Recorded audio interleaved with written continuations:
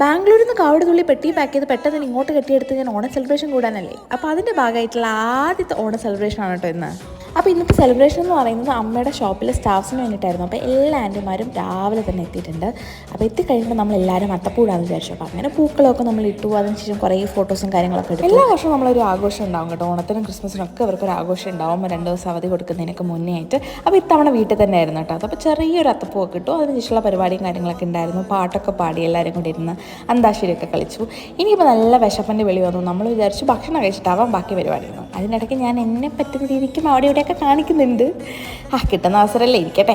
അതിനുശേഷം നമ്മളത് സദ്യ കഴിച്ചു. സദ്യക്ക് വേണ്ടിയിട്ടുള്ള ഇലയും കാര്യങ്ങളൊക്കെ എടുത്തു. നല്ല സദ്യയായിരുന്നു. അടിപൊളിയായിട്ട് ഫുഡൊക്കെ കഴിച്ചു.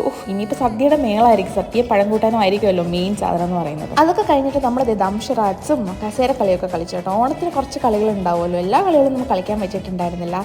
വടംവലി ഒന്നും ചെയ്തില്ല ഇത്തവണ. പക്ഷെ പറ്റുന്ന പോലെയൊക്കെ നമ്മൾ എൻജോയ് ചെയ്തു കേട്ടോ.